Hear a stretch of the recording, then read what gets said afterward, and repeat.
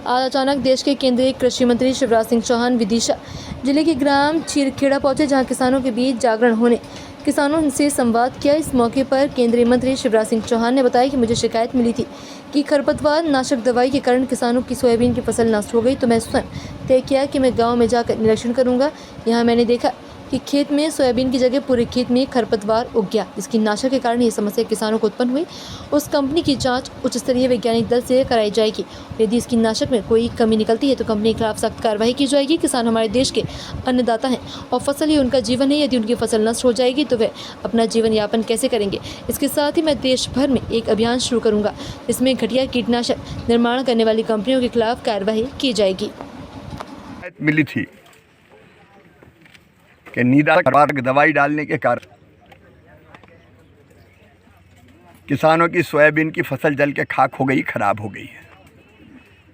मैंने तय किया कि मैं खुद खेत का निरीक्षण करूंगा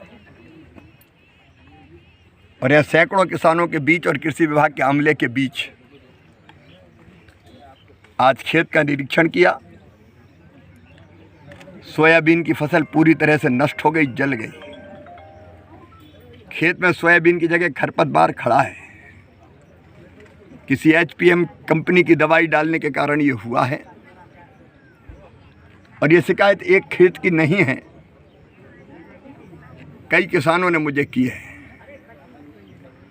एक उच्च स्तरीय वैज्ञानिकों का दल इन खेतों का निरीक्षण करेगा और जिस कंपनी ने ऐसी दवाई दी किसानों को जिससे किसान तबाह हो गए, विधि सम्मत सख्त कार्रवाई उसके खिलाफ की जाएगी। किसान के पास फसल चली गई तो बचा क्या, जिंदगी चली गई उसकी। इसके लिए उसको राहत मिले, इसकी व्यवस्था करने में कोई कसर नहीं छोड़ेगी और कंपनी को ही करना चाहिए।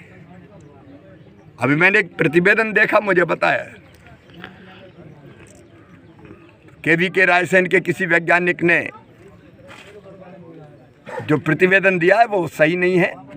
इसलिए उच्च स्तरीय वैज्ञानिकों का दल आएगा, जांच करेगा और किसानों को पूरा न्याय दिलाया जाएगा और एक अभियान शुरू होगा पूरे देश में ऐसी कंपनियों के खिलाफ जो घटिया, नकली और खतरनाक दवाइयां देते हैं और किसानों को लूटते हैं। संबंधित कंपनी के खिलाफ भी कार्रवाई होगी और मैं पूरी कोशिश करूंगा कि वो कंपनी किसानों को मुआवजा दे। यह हमारा धर्म है। एक अभियान चलाएंगे हम पूरे देश में, जिसमें पता करेंगे